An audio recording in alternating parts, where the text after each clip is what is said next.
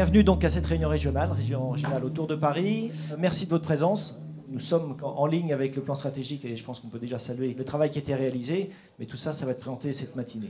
Le projet In Vivo est un projet qui apporte des réponses intéressantes à l'agriculture française à travers nos coopératives adhérentes. On a souhaité, tous ensemble, direction et conseil d'administration, construire une gouvernance qui soit effectivement adaptée à l'ambition que nous avons à travers ce projet stratégique. Ce qu'on a souhaité, c'est que les administrateurs, tous, soient le plus impliqués possible dans au moins un métier.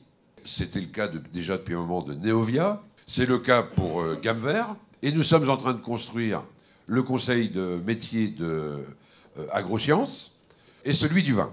On s'est réunis récemment à Bordeaux avec le conseil d'administration pour réfléchir sur le plan, l'amender, le revalider, en fait, se reposer les bonnes questions sur le projet d'avenir. Et surtout apporter une dimension nouvelle en termes de digitalisation des différents métiers. Donc il y a 3 points qui sont importants. Le premier, c'est devenir une référence mondiale dans les solutions innovantes et numériques.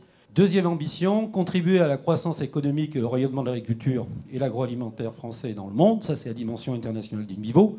Et troisième mission, investir dans les métiers de l'agriculture et de l'alimentation du futur pour créer des champions disposant d'une taille critique avec des marques à vocation mondiale. C'était déjà ce qu'on avait écrit en 2014.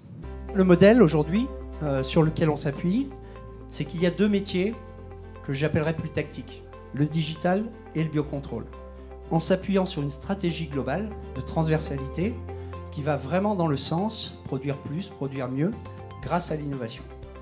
Donc même quand on regarde par exemple les produits phytosanitaires, notre objectif et notre enjeu, c'est d'adapter la présence de ces produits dans demain un itinéraire culturel qui intègre du biocontrôle, dans des formulations nouvelles qui s'adaptent à l'agriculture de précision, donc de vraiment pouvoir insérer tous nos métiers donc, dans ce nouveau développement de l'agriculture. Donc en 2 mots, Fit Europe, c'est une société française dorénavant, c'est important de le dire, hein. Nous recréons aujourd'hui la première société de protection des plantes française depuis Rhône-Poulenc. Le pôle agrodigital au sein d'In Vivo Agriculture commence déjà à prendre forme avec un positionnement sur la chaîne de valeur qui est très clair. C'est comment utiliser les opportunités du digital et de l'agronomie au service de la compétitivité des coopératives et des agriculteurs. Nous avons créé 2 structures qui nous permettent de vous accompagner dans la digitalisation du métier. Tout d'abord, le studio agrodigital, qui est un accélérateur de projets agrodigitaux.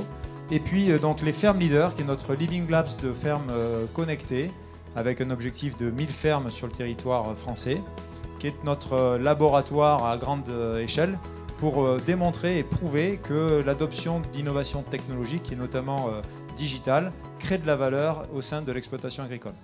Nous avons séparé la fonction de service, de mutualisation, de mise à FOB des grains français, de la fonction de trading spéculative.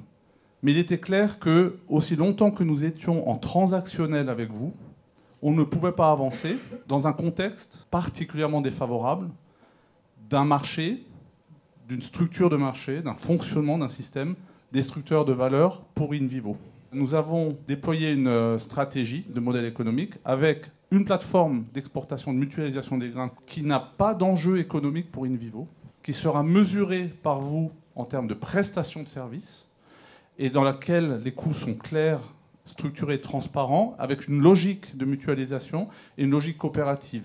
Donc après le monde des céréales, je vous propose une petite incursion dans celui de l'élevage avec Neovia. Donc notre vocation reste de travailler à vos côtés sur la compétitivité des filières et leur valorisation, avec une matrice du projet stratégique qui paraît foisonnante, qui est d'être plusieurs métiers sur plusieurs territoires, sur plusieurs espèces.